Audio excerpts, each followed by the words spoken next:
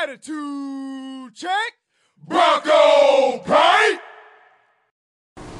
And welcome to the Broncos on Blast Basketball Report. I'm Alex Podlegar, and we're coming to you from the campus of Fayetteville State University, where the Fayetteville State Lady Broncos will host Virginia State on Wednesday night at 5:30, and then have another home game coming up on Saturday at 5:30 as well against Johnson C. Smith. And to preview those couple of games, as well as to look back on the last few, we have our special guest, Coach Eva Patterson-Heath of the Lady Broncos. And Coach Patterson-Heath, thanks for joining us. You're welcome. And want to jump off, start off with looking back on a few things, and in particular Monday night's game against the District of Columbia.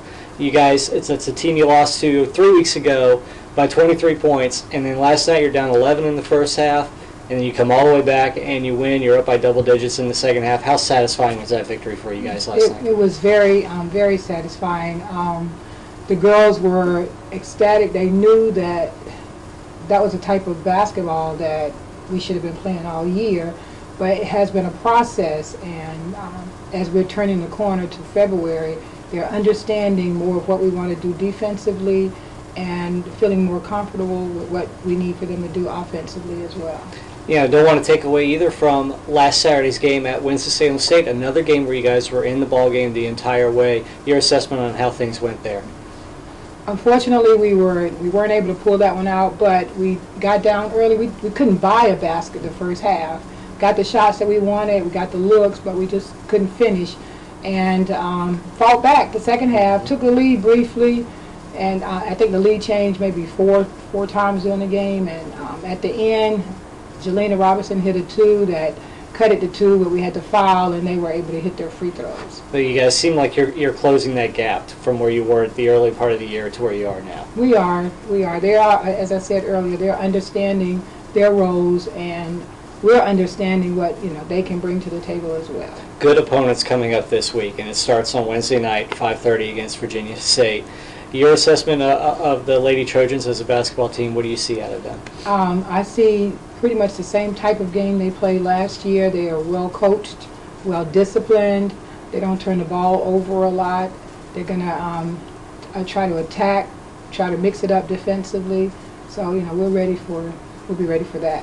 Yeah, I know you've talked throughout the season looking for a third option out there, and really, against UDC on Monday night, you got a lot of balance, a lot of key contributions from a lot of different people, but Amanda Sinclair in particular had a great game. I think 10 points, 8 assists, 7 rebounds, 5 steals.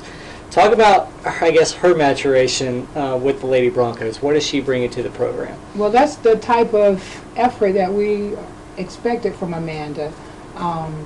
She and I had a conversation prior to pregame meal, and I shared with her stats from the Winston game, and she had already realized that she really didn't have the game that she would have wanted to have, and I think she said her brother had gotten on her also. So she was inspired, I would say, to do better, and that's the performance. Tiffany Haywood had a big game as well on Monday night in the victory, her 6th double-double of the season.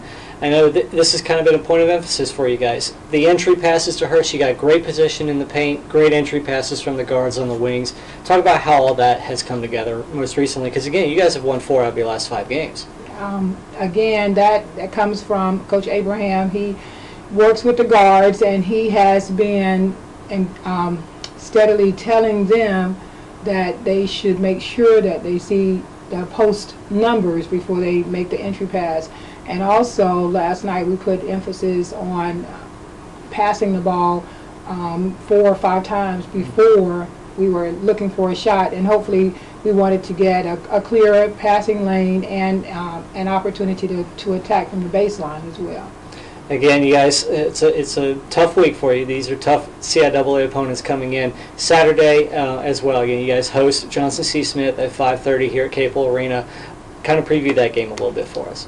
Smith has been playing very good ball this year. I think they have 1 loss. They're coming off a victory over Livingstone, who I think is also playing very good ball as well. Smith returns many of her players from last year.